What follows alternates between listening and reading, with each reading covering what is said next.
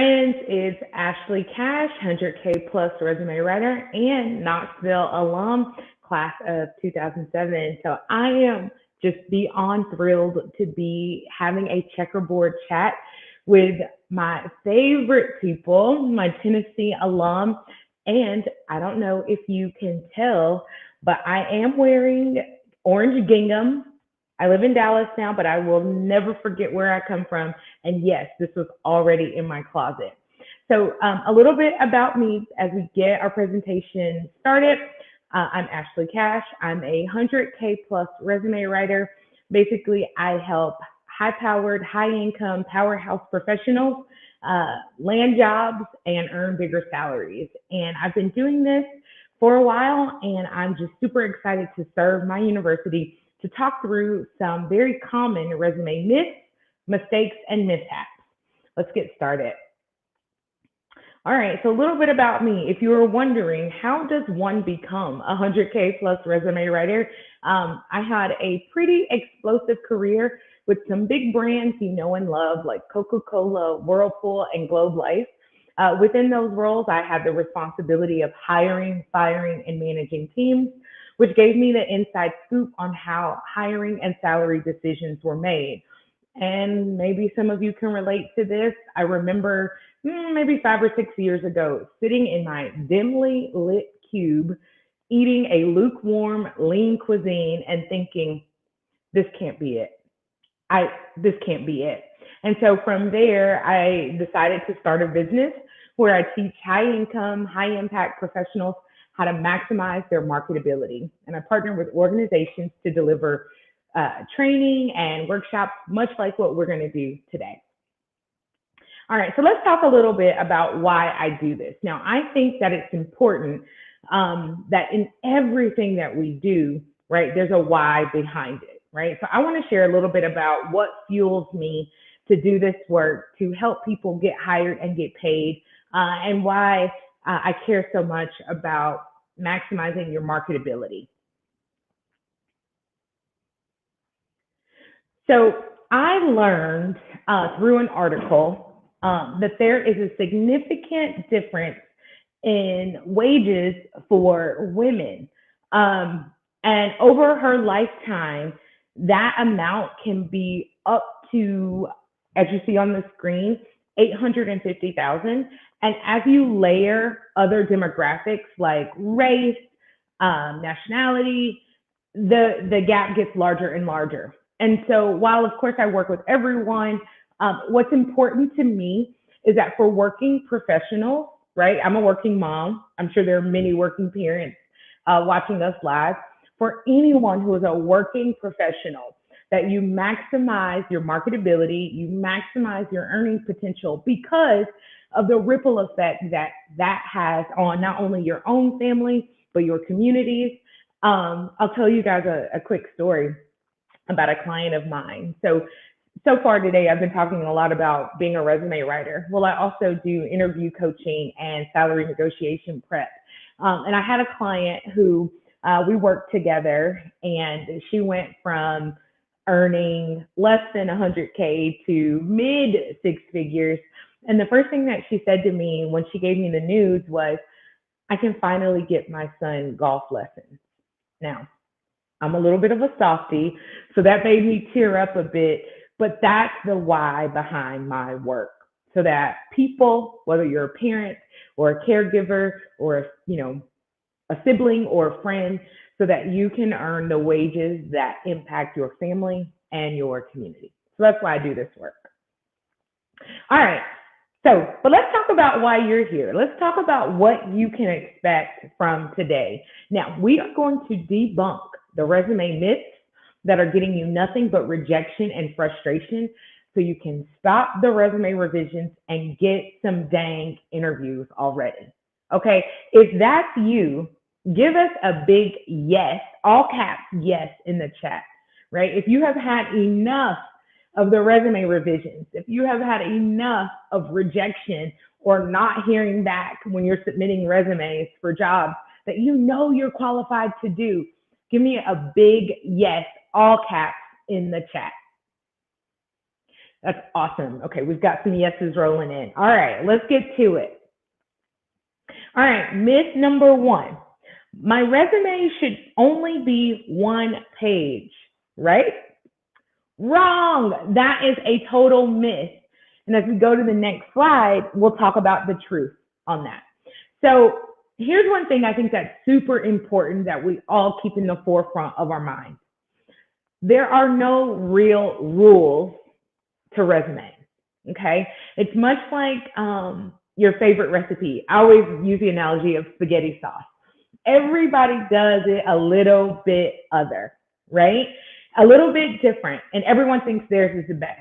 So a lot of these, what people call rules for resumes, are typically opinion based. And I can tell you, as a decision maker in some pretty large organizations, I have never, ever, ever looked at a one-page resume and said, that's the one. They're getting the interview because their resume is one page. And conversely, I've never not called a well-qualified candidate because their resume was 2 pages. Okay? So what you do want to keep in mind as a best practice is you want to keep your resume to 2 pages max. And the reason why that is mainly because of brevity, right? The other thing is that the attention of the decision maker or recruiter who might be reading it, you only have so much. Many of us have heard the statistic that a decision maker only spends about 6 seconds on a resume. So if you've got, multiple pages, they're likely not going to get to it anyway, right? And again, you want to also lead with brevity. So one of the things that you want to do, again, focus on 2 pages max. And if you're thinking, well, I've been working for a really long time, maybe you're a little bit more seasoned in your career, what you can do is just focus on the last 10 to 15 years of experience. Now, as I've mentioned a couple of times, I write resumes for high income, high powered professionals, including executives. And this is a rule that I follow, or a best practice rather, that I follow even when writing executive resumes, that we really focus on the last 10 to 15 years. And here's why. Here's another reason why we do that. If you think about, especially if you've been in a certain industry for a long time, think about how technology, methodology, consumer behaviors, and attitudes have shifted over the last 10 to 15 years, right? So it's okay to focus on the most relevant years of experience just because, maybe something that you did or you were learning maybe in the 80s or 90s may not be as relevant to the way we go to business or go to market now. All right, so here's another myth. I should update my resume for the job for which I'm applying, right? That's what Google said. You could probably go on YouTube right now and find a gazillion videos or LinkedIn that say this very thing. But as I've mentioned before, I am a working mom, and I don't know about you, I don't have that kind of time, right? If I want to apply for, 5 or 6 jobs in a given week, or heck, maybe in a given day, I don't have that kind of time to invest in making updates for every single role. And I know some of you might be thinking, is this slightly crazy, right? Like, how am I supposed to get the job if I'm not tweaking my resume? Well, let's talk through it. Here's the truth, okay? Here's the best practice. And this is something that I do for all of my clients, and it works. I promise you, it works.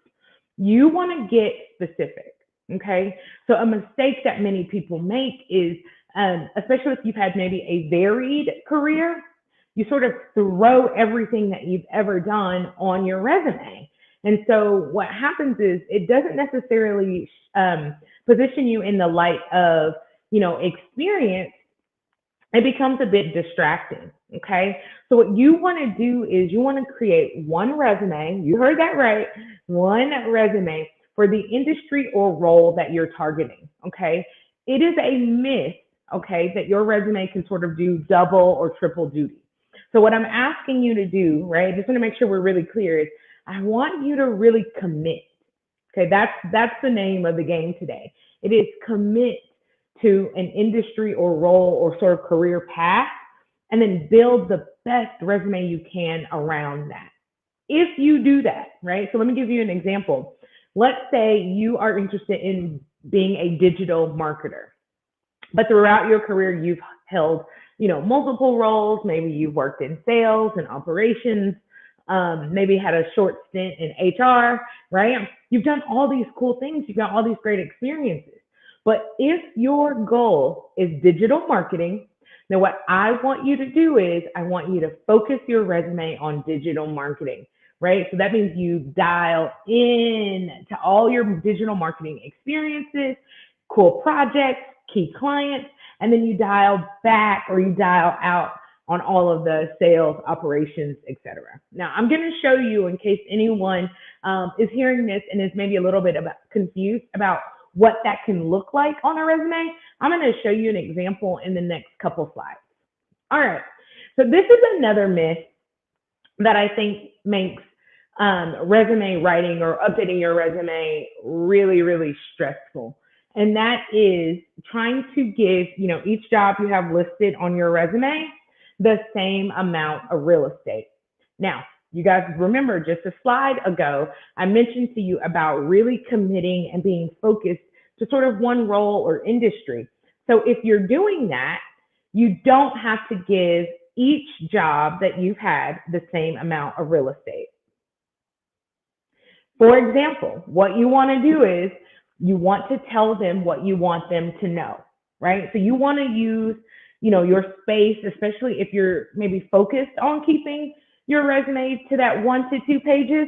You want to talk about what is most relevant to the type of job that you're targeting, right? What you want to do then is minimize or remove details for the jobs that are less relevant or really old. So hopefully you guys can see my screenshot in this slide. Hopefully it's large enough. Forgive me if it's not. I'm not suggesting, right, in our digital marketing example, that you no longer list your additional professional experience. You're still going to list it chronologically like you see on the screen, but what you don't see is a laundry list of bullets that details out what you did in that role, so forth and so on. Because remember, commitment is key, right? We don't want to distract the reader from the relevant information, or in the example we've been going with, all of the amazing things we've done in the digital marketing space by talking too much about other roles that are less relevant. Okay. Quick sip of water. Here's another mistake that I often see in resumes. In fact, I actually am working with a client right now, and she's made this mistake all throughout her resume, and it is using the wrong tense in your resume when you're describing your experience or past roles. So here's an easy rule. You want to use past tense for past roles. Makes sense. You want to use present tense for present roles. And then you want to use third person for bios and Elmo. Right? So there's no need to use third person on your resume.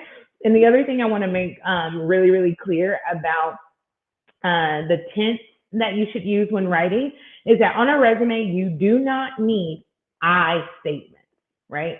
So you don't need to start a sentence on your resume with I, fill in the blank, right? You can just start with the verb in the appropriate tense and go from there. Okay, let's talk about another, there we are. Let's talk about another mistake that people often make on their resumes. And again, this might just be sort of old wisdom, but listing your full address is no longer necessary, and it's actually a mistake, and here's why. People, when you have your full address on your resume, what you are ultimately doing is you're opening up the door for someone to Google your address, to actually look at your house, right? You can put in an address. Google Earth will show someone your exact driveway and doorstep, and you want to protect your privacy in that way. A resume can go across many, many desks, so it's really important that you protect your privacy. The other thing about listing your full address is also, and granted, many of us may not have that problem right now, But it used to be a big thing about people making assumptions about your commute, right? It's like, oh, this person lives 45 minutes away. They're not going to be serious about the role. So you no longer need to list your full address. Again, many of us are likely not commuting right now, but there's no real reason to list your full address. And if you're interested in either relocating or having remote work, let's talk a little bit about how you can do that. So in the address section of your resume, city and state is perfect. If you live in a suburb that's close to a big city, like I do, I live in a suburb of Dallas, but on my resume, I just list Dallas, Texas.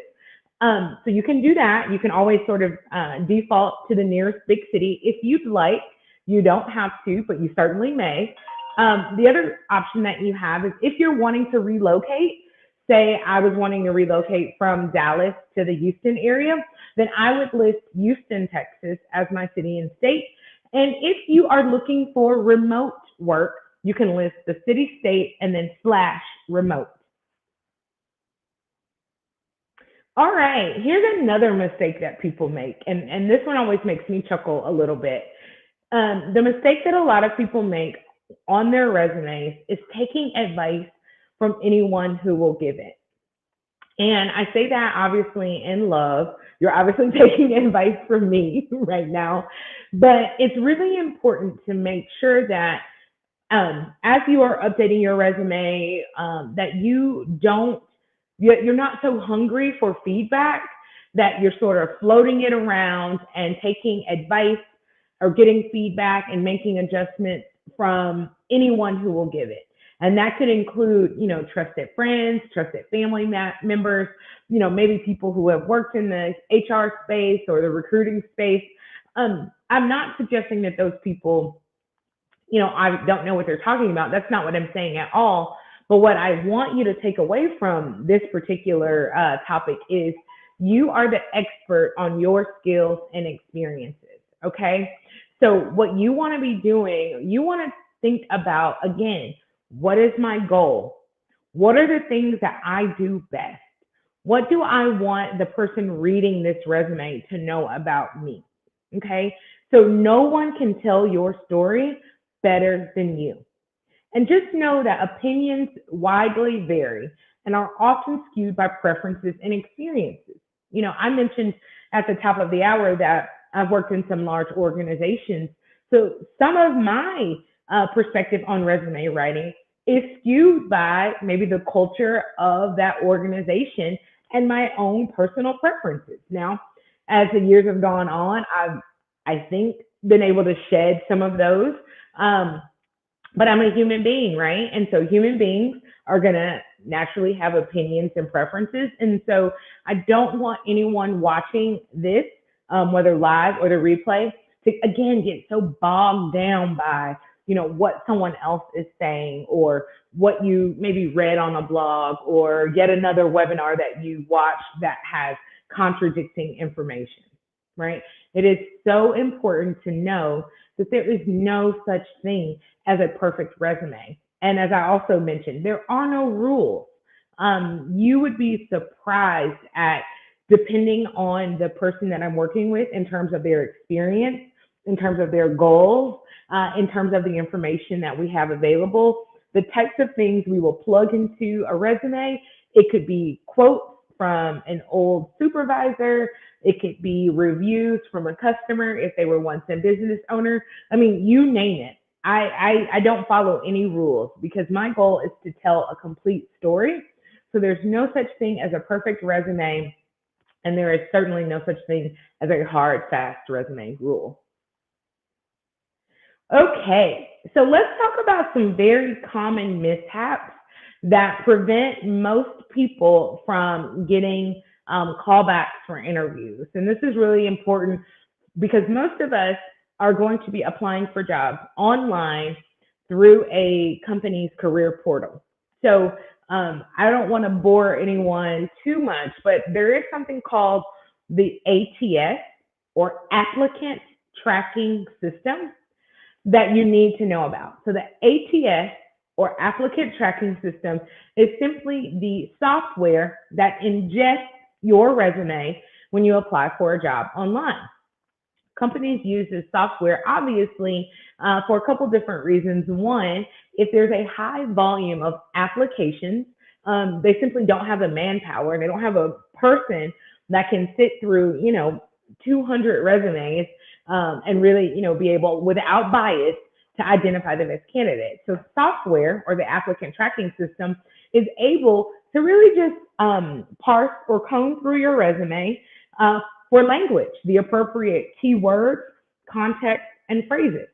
So one of the good things about that as a job seeker is that the applicant tracking system should, I use the word should, help eliminate bias, right? Because again, it's looking for keywords, context, phrases, technology, years of experience. But one thing you need to know is that the ATS or applicant tracking system is the gatekeeper. And one of the things about the applicant tracking system is it reads resumes just like humans do, top to bottom, left to right. So if you are having too much fun with formatting, and I'll show you that in the next slide, you want to make sure that you have resume formatting that plays nice with the gatekeeper. If you want to show personality or a little, pizzazz, you can use your cover letter and online portfolio to showcase personality. And you can also use color and headers for visual interest, but please, please don't do this. Okay, this resume looks so cool. And I know all of you have probably seen one. And if you're anything like me, I'm a sucker for a great visual. This particular resume has got a picture. It's got some cool little charts. It just really looks kind of like that modern 21st century resume, right? Yeah, sure. It looks great, but it's not practical for the applicant tracking system. Here's why.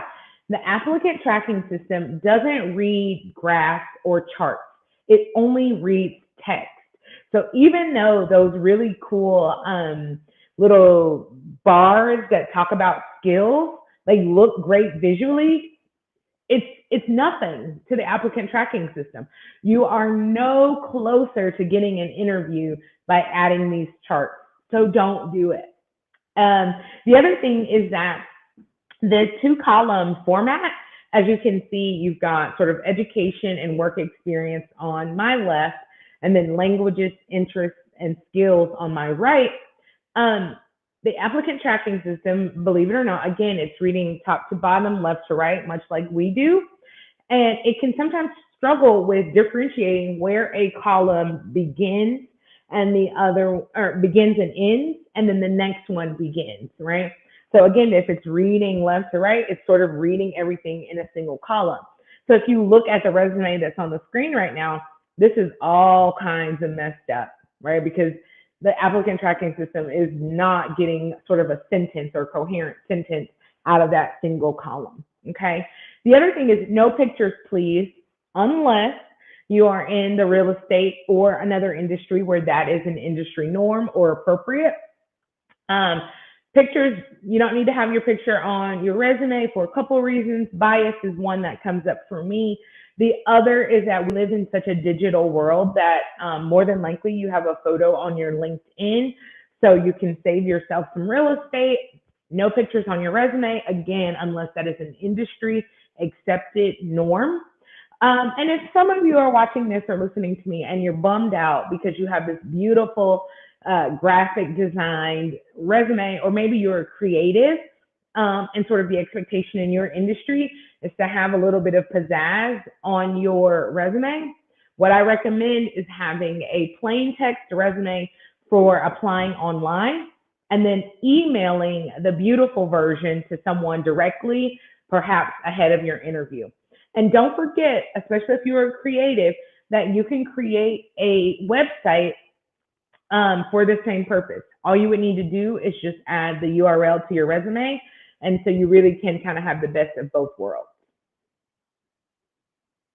Okay, now let's talk a little bit more about formatting and templates and visuals. So if you purchase a resume template, which I think is a great idea, Avoid templates that are text box and or table friend or heavy. Sorry. You don't want to purchase a resume that is text box and or table heavy because these templates are not ATS friendly. Okay. What I'm getting at here, just to make it crystal clear, is that when you're applying for something online, really you want to kind of go plain, single column, low frills, to get the most readability out of it. So to recap, no pictures, no graphs or charts, no tables, no text boxes, and no fun. Okay, I'm just kidding, right? Again, you can use, like you see on the example here, clean fonts. You can use a little bit of color in terms of highlights or other visuals. But what you want to avoid is the resume on my right. As you can see, there are all those multiple sections. Those are either text boxes or some sort of graphic, and it breaks that sort of best practice of having that single column of text that the applicant tracking system can read from left to right. So do yourself a favor, get you a single column format. And if you don't want to purchase a resume template, even the free templates that come sort of pre-filled out with Microsoft Office are just fine. It will get the job done. All right, mishap number 2 is overemphasizing your career pause in the name of transparency. Now, we know that the last year and a half, approaching 2 years now, has been a wild one, right? Unprecedented almost. And so some of us may have found ourselves out of work unexpectedly, or maybe we took some time off before the pandemic started to care for ourselves, our family, a loved one, what have it. What you don't have to do is over explain a gap or a pause on your resume in the name of transparency. You don't have to explain. You don't owe anyone an explanation. And the way I handle it, if it ever comes up during an interview or someone asks, hey, I'm noticing a gap in your resume, or I'm noticing that there was a gap in your career, you can simply say, I had a personal matter that's now been resolved, and now I'm ready to get back into the workforce and make an impact, right? If you don't make it a big deal, they won't make it a big deal. So instead of apologizing, address it head on. If they ask, make it a short explanation and move on. All right, mishap number 3. And we've talked about this a little bit, but it's worth repeating.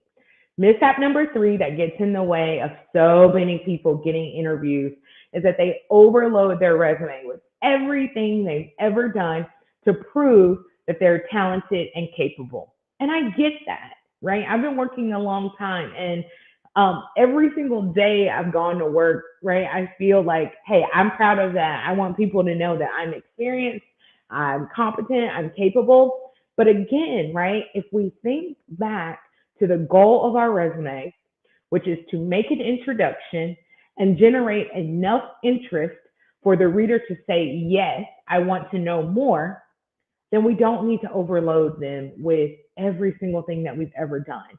And when I say every single thing that we've ever done, I mean, in a given job, every task that's been assigned to you. Or as we've talked about a couple times, a job we held 20 years ago. It's not something that we necessarily have to give lots of time and energy to on our resume. What we want to do is, and what is the word of the day? Type it in the chat. Commit. We want to commit to what is relevant to the job or industry in which we're targeting, right? And an easy telltale sign to know if something should stay or go on your resume is to ask yourself, is this on the job description? Are they asking me about my sales experience? Okay, no. Then that's probably a telltale sign that I can either delete that or diminish that a bit. The other thing that I think is important, and I get this all the time, guys, all the time. I'll say, hey, does the job description mention this particular thing? And the person will say, well, no, but I'd like to leave it on there because I think it shows X, Y, Z. And here is the inside scoop from the decision maker's desk. Okay, let me like lean in a little bit because I want to make sure y'all get this. A decision maker is not making assumptions or inferences about you because of something that you put on your resume. It is either going to be on the paper or it's not. Again, and we know this stat, if a decision maker is spending 6 seconds or less on a resume, mathematically, there's not enough time to make assumptions or inferences. So do yourself a favor and don't distract from what you want them to know about you by putting other things that you're hoping they'll make sort of, they'll connect some dots. They're not doing that. Again, think about the resume as a document that makes an introduction. It gets you to the first yes, which is an interview. So it's not, you don't need to try to sprinkle in maybe random things or fun facts so that someone's making an inference. A decision maker is not doing that. All right. Well, we are about halfway through. This time always goes by so quickly. But I told Jordan that I wanted to leave ample time for questions. And so, Jordan, I'll turn it over to you. Yeah, well, first and foremost, I just want to say thank you so much, as always, for giving us some of your time and expertise around these topics. I actually would love to get us started with some questions because I have been taking notes as you have been talking. So I have some that I would love to start us off with. And then for everybody who's watching, please don't hesitate to throw any questions into the chat at any point. That is where Ashley will see the questions. And so please don't hesitate to put those in there at any point while we go through this. And so one of the ones that I wanted to start with, Ashley, is that you talked about ATS being the gatekeeper for applications as they come in and through resumes. And one of the things you touched on was pulling keywords out of the resume. Can you talk to us a little bit about where do we find those keywords and what are some of the things that we should have in our resumes to make sure that they are getting flagged and pulled for that initial review by someone?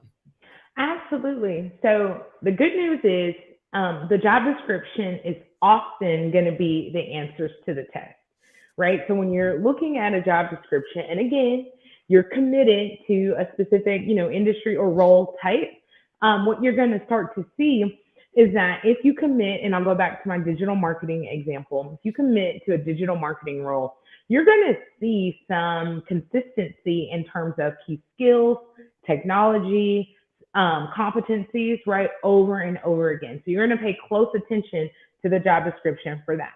The other tidbit is that if you are in a bit of a specialized industry, project management is one that comes to mind. We know, right, that project management consists of scope management, budget management, stakeholder management, right, timelines, managing resources, status updates, right? Project management is project management is project management. So if you're a project manager, those are the key words that you need to have on your resume, right? Also think about within your industry, are there things like methodologies, right? Again, going back to the project manager example, your Scrum, your Agile, your Waterfall. If you're in a technical role, are there technologies that you use consistently across, companies? Your SQLs, your R's, your Pythons, right? Think critically about what are the key tools, methodologies, or methods that are used in my industry or in this role. Those are the things that need to make their way onto your resume. Yeah, no, that's super helpful. And I often go back to that position description or things like that and try to pull some of those keywords out. So that's really helpful to hear. One question that we have from Facebook, I'm going to go ahead and throw it up on the screen. Is that okay if we go ahead and toss it up there? Okay, perfect.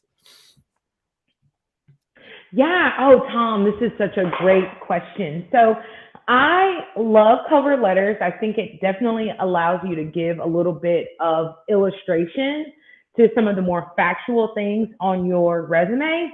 I tend to write cover letters that are anywhere between half the page and 3/4 of the page, single space, because again, I'm thinking about the audience, right? So I'm always thinking about not necessarily what is it that I want to say, but who's reading this? And what do they care about? So I tend to follow a format that's a little bit about first paragraph is always an introduction, sort of, hi, I'm Ashley, this is my background. Second paragraph is always about the company. Hey, here's why I'm interested. And then the third and final is what I call sort of the key points, right? And you can even bullet these out and you could say, I'm a great fit for this role because XYZ 1, 2, 3, right? And that's the cover letter. So don't overthink it. It's even something that you can create sort of once and then just modify that middle paragraph that talks about why you're interested in the company. And it makes it simple, easy, and again, you're not spending time over and over again reinventing the wheel. That's a great info there, Ashley. And we have another question that just came in from Facebook also. So I'm going to go ahead and throw this one up here too.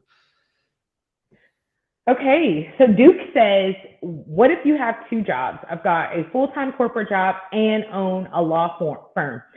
Duke, I thought I didn't get much sleep, but I'm going to defer to you on that. So Duke, the question then becomes, what is your intended target, right? So if you are, and maybe you can illustrate, you can tell us more about that in the chat. Tell us, if you were looking for a new role right now, what type of role would you be looking for? Would it be something where you would need to leverage more of your law practice? Or is it something where you would leverage more so what you're doing in your corporate role?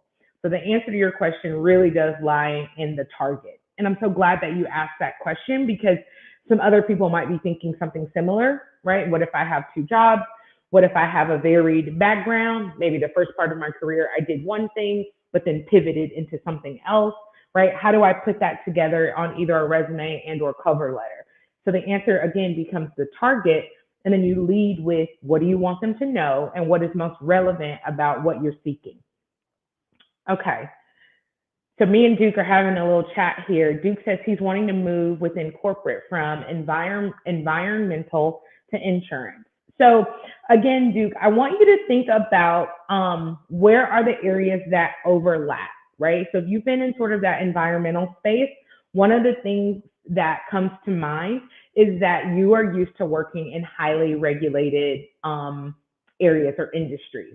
And so for you, if I were writing a cover letter for you, that would be sort of the narrative that I would start with. That I have, yes, my background is in sort of this environmental practice or work, but it is highly regulated.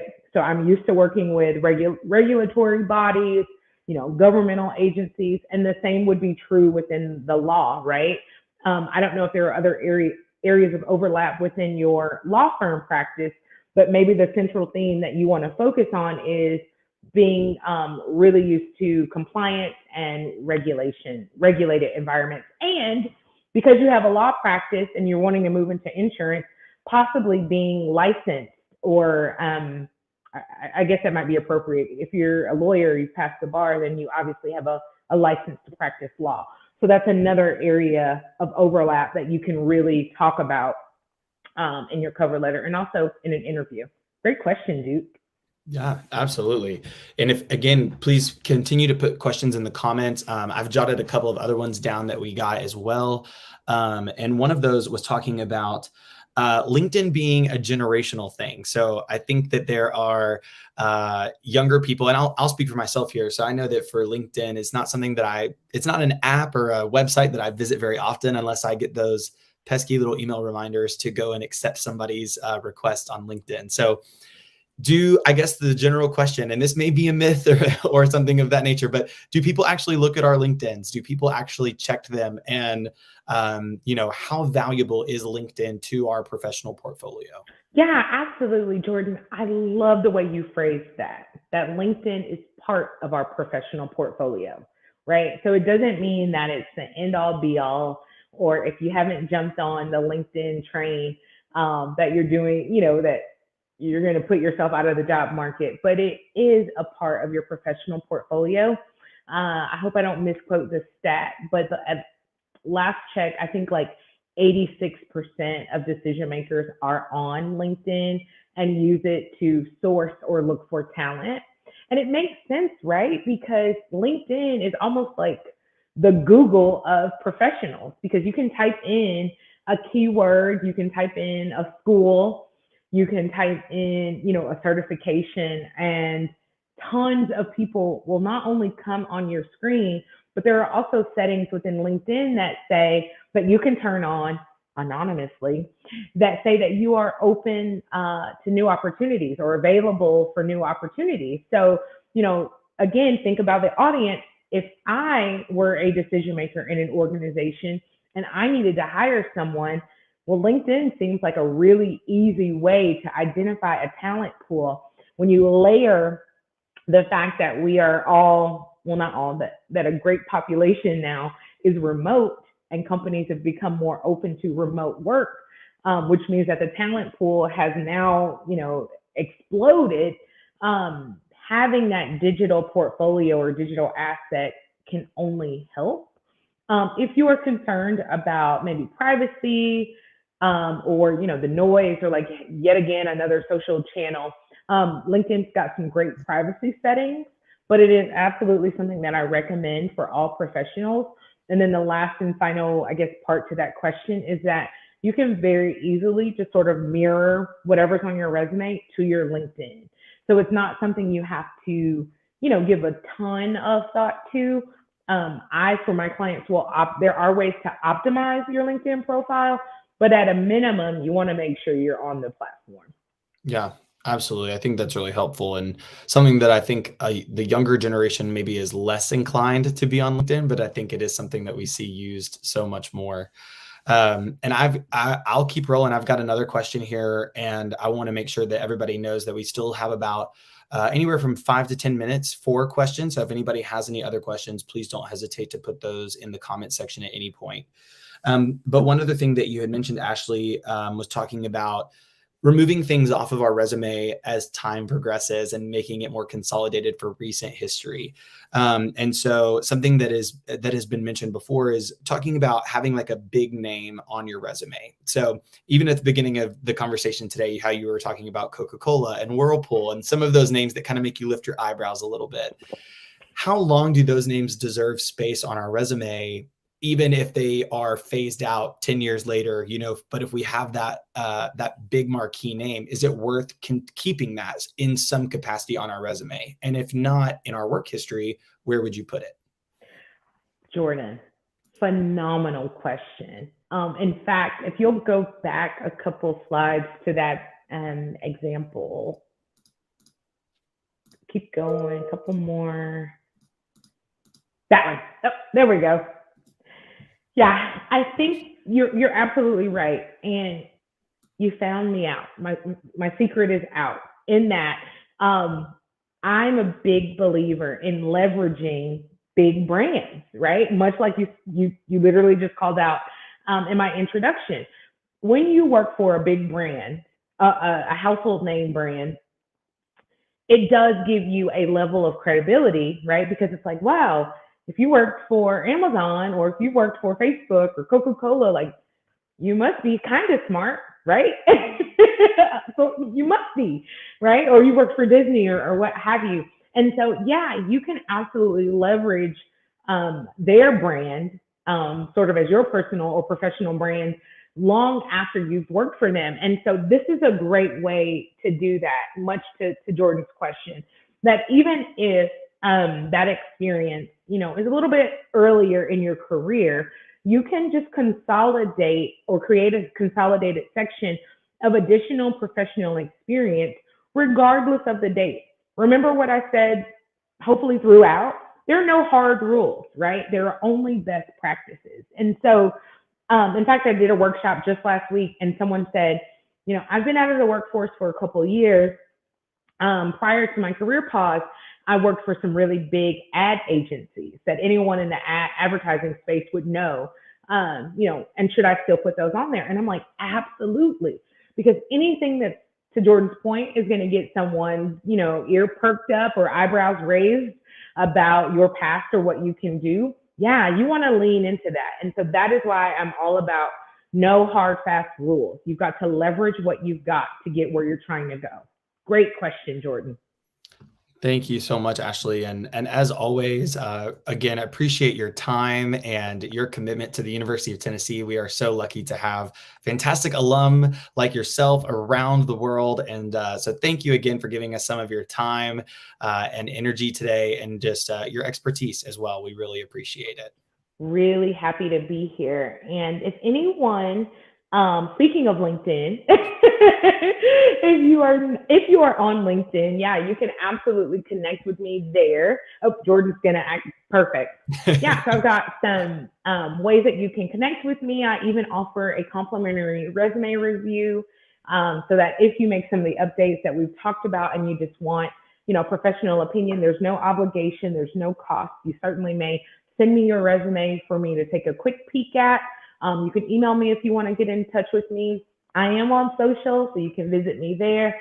And then for questions about services or working together, you can check out my website, ashleyncash.com.